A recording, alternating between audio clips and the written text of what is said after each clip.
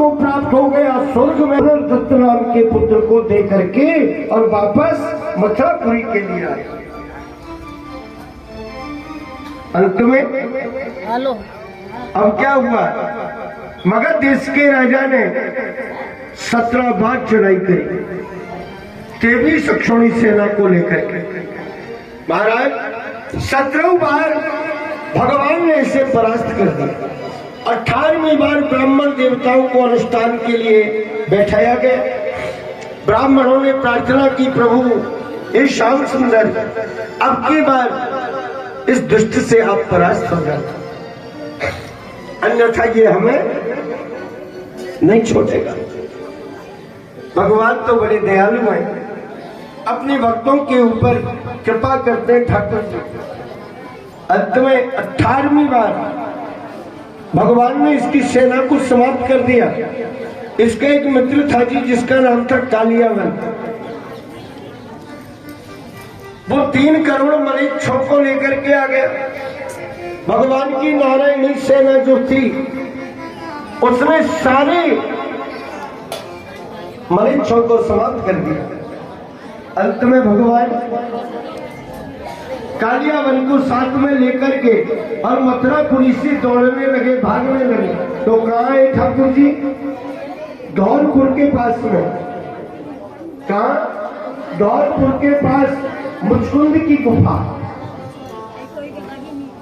वहां मुचकुंद नाम की राजा सो रहे। भगवान ने अपनी पीताम्बरी उड़ा दिए और ठाकुर जी बगल में जाकर के छिप गए। कालियावन आए, विचार किया कि कन्हैया सो रहा है, क्रोधित होकर के एकदम से और कन्हैया समझ करके ठोकर मारी। तो महाराज मुचकुंद नाम के राजा को 6 ठोकर। राजा देवताओं से वरदान प्राप्त करके सोए थे, जो भी कोई मुझे आगे के जगाए। उसी समय कालियावन भस्म हो गए। भगवान ने मुचकुंद को दर्शन दिए, प्रसन्न हो गए। राजा भगवान की भक्ति करने लगे। भगवान लौट करके मथुरापुरी आए। प्रवचन नाम की पर्वत में जनार्दन ने आग लगवाई। कृष्ण बलदेव दोनों भैया चढ़ गए पर्वत में। समझा एकादश शेर के ऊपर के टीके लगा करके अपनी प्रज्वलित करवा दी गई।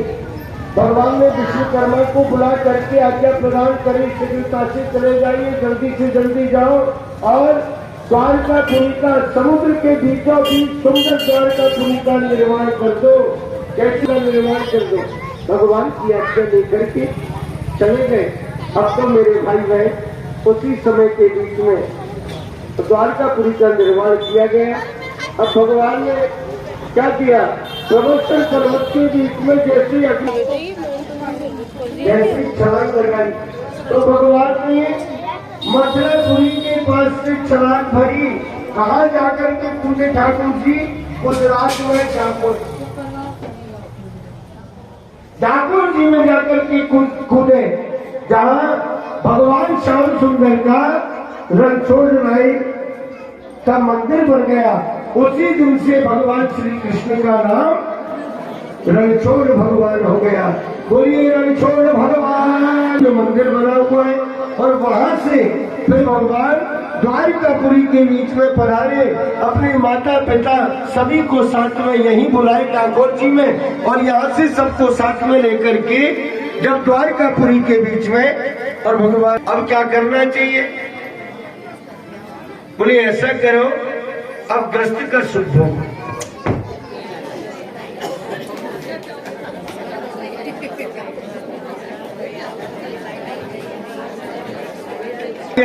लेकिन नहीं माने। विवाह की चर्चा होने के लिए लगी। रानी ने कहा जी एक दिन देव ऋषि नारद जी आए तो मैंने रुक्मणी जी का हाथ दिखाया उनको। तो नारद जी कहकर के गए कि देवी अगर भगवान कृपा करेंगे, ठाकुर जी की कृपा रहेगी ना, तो द्वारकाधीश भगवान श्री कृष्ण ही रुक्मणी के लिए पति के रूप में प्राप्त होंगे। तो अपन ऐसा करें, द्वारकाधीश कृष्ण के साथ में रुक्मणी का विवाह करें। चलने नहीं दिए। रुक्मणी जी के मन में भी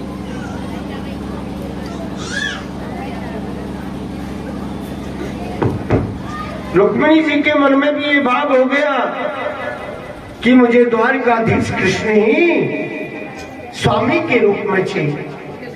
महाराज सुंदर पत्रिका लिखी, इधर टीके का बौहार चंदेरी के लिए भेजने की तैयारी कर रहे हैं। उधर रुक्मिणी जी महारानी ने सुंदर पत्रिका बनाई और पत्रिका लिखी, श्रुत्वा गुणान भुवन सुंदर शरण बताते। हे प्रभु, कैसा स्वरूप है आपका, कैसे हैं आप?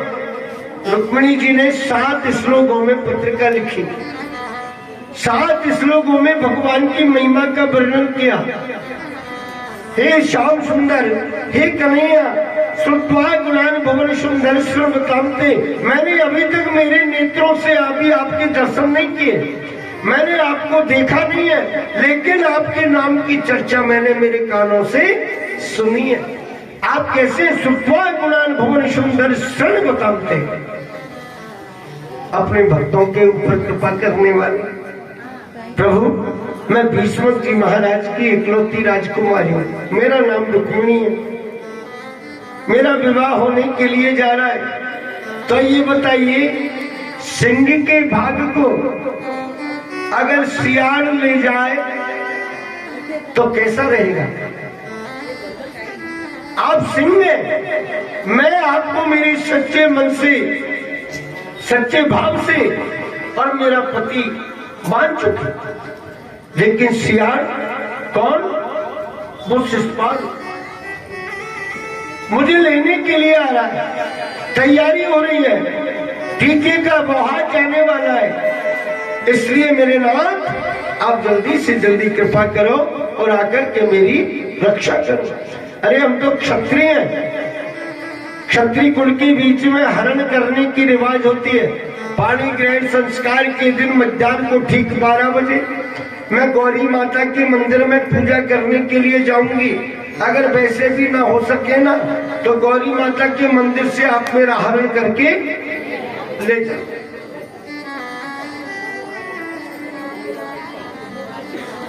ठीक है, पत्रिका लिख करके और एक ब्राह्मण को बुला करके ब्राह्मण को दे दिया। ब्राह्मण देवता ने पहले तो मना किया, लेकिन रुक्मिणी जी ने अनुनय विनय किया तो ब्राह्मण देवता को दया आ गई। ब्राह्मण देवता द्वारिकापुरी के लिए पधारे। इधर रुक्मिणी जी महारानी हाथ जोड़ करके भगवान के श्री चरणार बिंदों के बीच में और ध्यान लगाने के लिए लगे। क्या कि मेरी सुधली जो द्वारिका बारे, मेरी सुधली जो द्वारिका बारे, मेरी सुधली जो द्वारिका बारे, अरे मेरी सुधली जो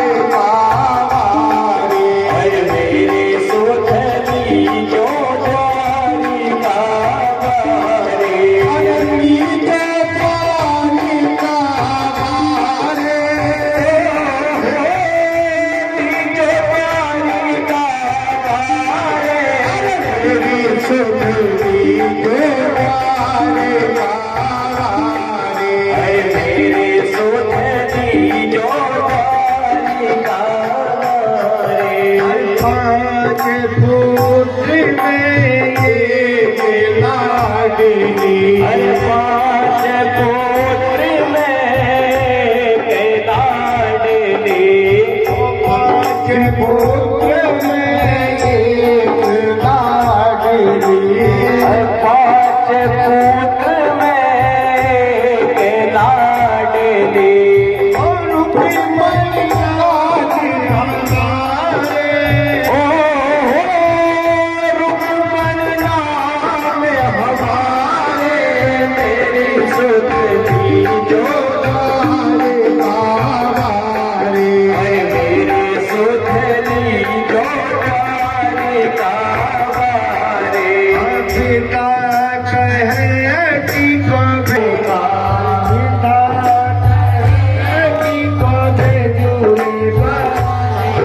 अरे